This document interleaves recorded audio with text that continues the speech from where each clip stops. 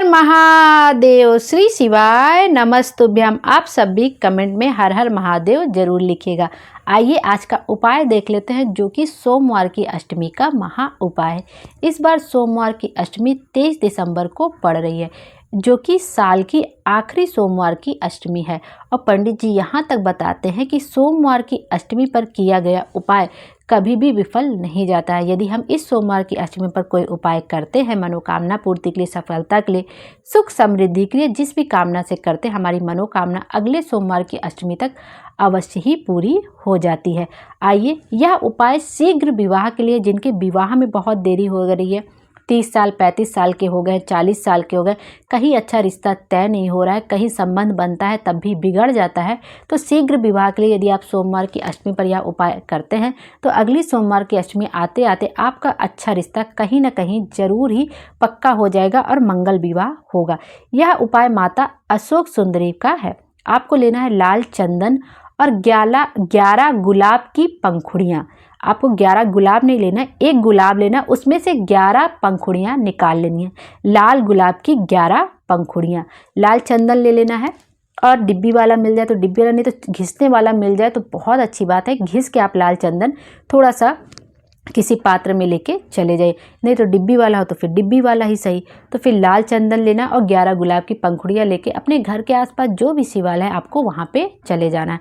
अब माता अशोक सुंदरी पर, माता अशोक सुंदरी का स्थान वो जहाँ पर सर्प की आकृति बनी रहती है या कभी कभी मोटी सी लाइन रहती है जलाधारी पर, वहाँ पर माता अशोक सुंदरी पर आपको 11 बिंदियाँ लगा देनी। माता अशोक सुंदरी के स्थान पर आपको अपने रिंग फिंगर से 11 बिंदी लगा देनी है, और उन्हीं बिंदियों के ऊपर अब आपको 11 पंखुड़ियाँ रख देनी। जैसे आपने एक बिंदी 11 बिंदी लगाई और 11 गुलाब की पंखुड़ियाँ भी है, और एक एक बिंदी पर एक एक गुलाब की पंखुड़ियाँ रखते जाइए। 11 बिंदियों के ऊपर 11 पंखुड़ियाँ रखकर अपनी विवाह के लिए कामना माता अशोक सुंदरी से कह देनी है। आपका विवाह बहुत जल्द और बहुत अच्छा रिश्ता अवश्य ही तय हो जाएगा।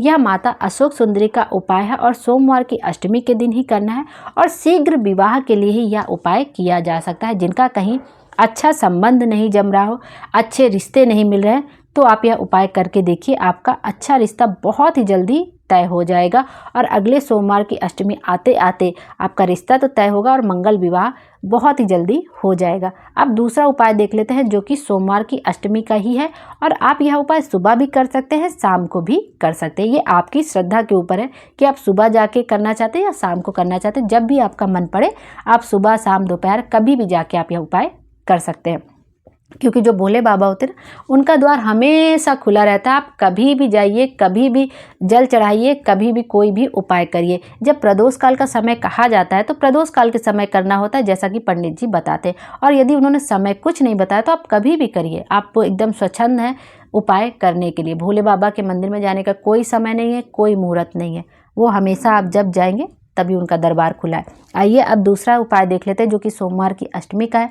जब जीवन में बहुत दुख हो, बहुत कष्ट है, बहुत परेशानी चल रही है, और मेनली जब किसी नारी को, किसी स्त्री को, किसी लड़की को बहुत अधिक दुख है, ससुराल में बहुत दुख सहना पड़ रहा है, बहुत कष्ट है, जीवन में कुछ भी अच्छा नहीं चल रहा है, वो जीवन से त्रस्त हो गई और यहाँ तक सोचे कि मैं अपने जीवन को ख़त्म कर लूँ, तब बहुत अच्छा है। तब पंडित जी ने बताया है कि तब आपको यह उपाय, अब पहली बात तो किसी नारी के जीवन में ऐसा कष्ट आए ही ना, लेकिन यदि भाग्यवश किसी के जीवन में कष्ट है तो उसको एक बार यह उपाय अवश्य करना चाहिए। माता रानी की कृपा से, भोले बाबा की कृपा से, माता पार्वती की कृपा से उसके जीवन से कष्ट अवश्य ही दूर हो जाएंगे।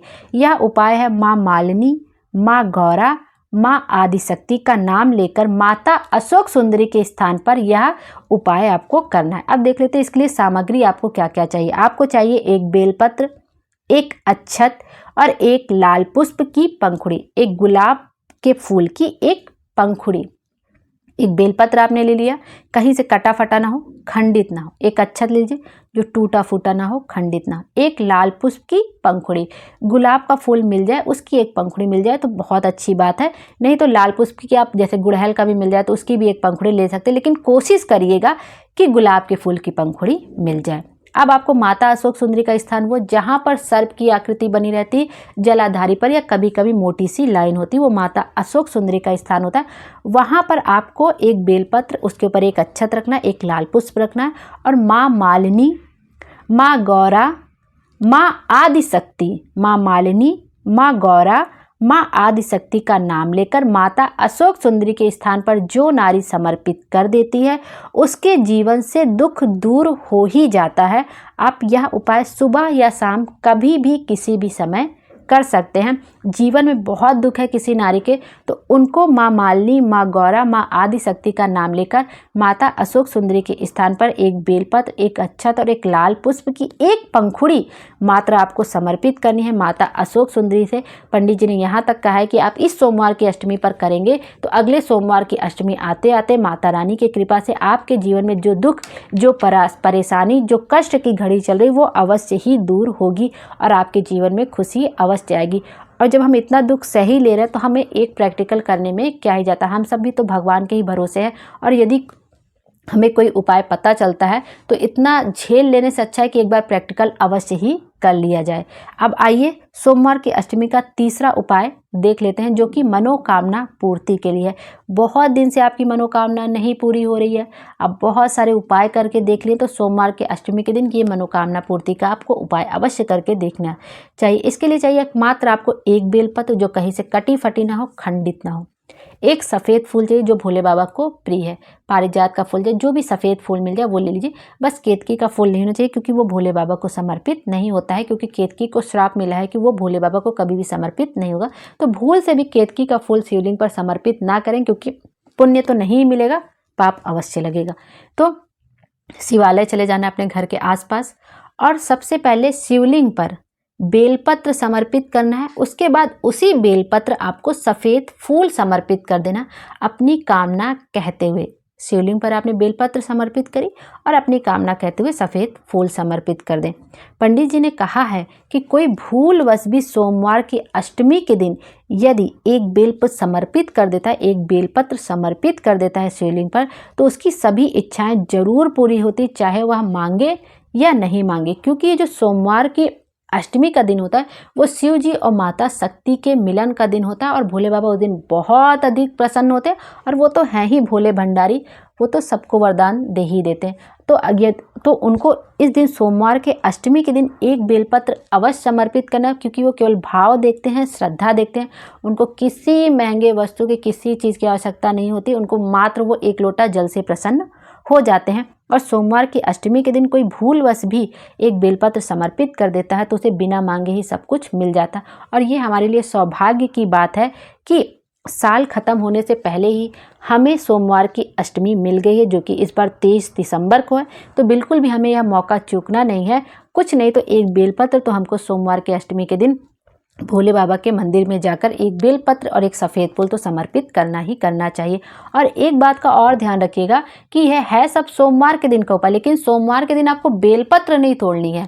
भूल से भी आपको सोमवार के दिन तो बेलपत्र नहीं तोड़नी, ऊपर से सोमवार के अष्टमी के दिन तो बिल्कुल भी नहीं तोड़ना चाहिए, नहीं तो जितना हम पुण्य नहीं करेंगे उससे अधिक पाप लगेगा। आप मंदिर में जो बेलपत्र चढ़ी हो आप उसको उठा लीजिए, धुल लीजिए, निर्माल्य में रखी हो आप उसको उठा लीजिए, धुल लीजिए, वो आप समर्पित कर दीजिए, वो चलेगा। लेकिन पेड़ से आपको सोमवार के दिन बेलपत्र के वृक्ष से आपको बेलपत्र नहीं तोड़नी। गिरी पड़ी मिल जाए ले लीजिए, कभी भी कोई फूल पत्ती अशुद्ध नहीं होता है, धुलिए चढ़ा दीजिए। और नहीं भी धुलेंगे वैसे भी चढ़ा देंगे तो भोले बाबा आपका भाव देखते हैं, कितने बेलपत्र चढ़ा रहे हैं उससे उनको कोई फर्क नहीं पड़ता है। और उस दिन सोमवार के से वृक्ष से, बेलपत्र के वृक्ष से सोमवार के दिन भूल से भी बेलपत्र मत तोड़िएगा, एक दिन पहले तोड़ के रख दीजिए, वो चलेगा। कभी भी बासी नहीं होता बेलपत्र वगैरह, फूल वगैरह, तो ये सब भ्रम मन से निकाल दिया करिए आप लोग कि बासी हो जाएगा, हम कैसे चढ़ाएं। कुछ भी बासी नहीं होता, भगवान को सब प्रिय होता है। तो मनोकामना पूर्ति के लिए आप यह उपाय कर सकते हैं। आप यह उपाय भी सुबह या शाम कभी कर सकते हैं। और मान लीजिए आप शिवालय नहीं जा पा रहे हैं, नहीं किसी कारणवश आप नहीं जा पाए, तो आप क्या करिए, आप पार्थिव शिवलिंग घर में बना लीजिए। उससे अच्छा तो कुछ भी नहीं है। पार्थिव शिवलिंग बना के आप अपनी मनोकामना पूर्ति के लिए यह उपाय कर सकते। लेकिन हमको यह दिन बिल्कुल भी अपने हाथ से जाने नहीं देना है, हमें कुछ ना कुछ अवश्य करना है। कुछ नहीं तो एक बेलपत्र, एक सफ़ेद फूल ही अवश्य समर्पित करना। और वो भी ना मिले तो एक आखा चावल का दाना सोमवार के अष्टमी के दिन अपनी कामना कहते हो। और नहीं भी कोई कामना है तो हमें पार्थिव शिवलिंग बना के कम से कम अपने जो हाथ की रेखाएं, यदि इसमें कुछ गड़बड़ी भी हो गई तो उसको भी ठीक कर लेना। क्योंकि पंडित जी बताते हैं कि जिन हाथों से हम पार्थिव शिवलिंग बनाते हैं, लिंग का निर्माण करते हैं, जलाधारी का निर्माण करते हैं, तो हमारी हाथ में जो भी हथेलियाँ होती, जो कष्ट होता है, दुख होता है, परेशानी, वो सब दूर हो जाता है मात्र एक पार्थिव शिवलिंग का निर्माण करने। और सोमवार के अष्टमी के दिन यदि हम पार्थिव शिवलिंग का निर्माण करते हैं, उसका पूजन करते हैं, तो हमें कितने गुना फल मिलेगा इसकी तो हम लोग कल्पना भी नहीं कर सकते। क्योंकि जितने मिट्टी में कण होते हैं, पंडित जी बताए, उतने पार्थिव शिवलिंग बनाने का हमें फल मिल जाता है। बिल्कुल भी मौका चूकना नहीं है, चाहे आप शिवालय जाके उपाय करिए या घर में ही पार्थिव शिवलिंग बना के आप यह उपाय कर लीजिए। सुबह कर लीजिए, शाम को कर लीजिए, जब आपका मन पड़े तब आप कर लीजिए। श्री शिवाय नमस्तुभ्यम। हर हर महादेव। भोले बाबा हम सब की मनोकामना पूरी करें और हमारे जीवन को खुशियों से भर दे। Thank you.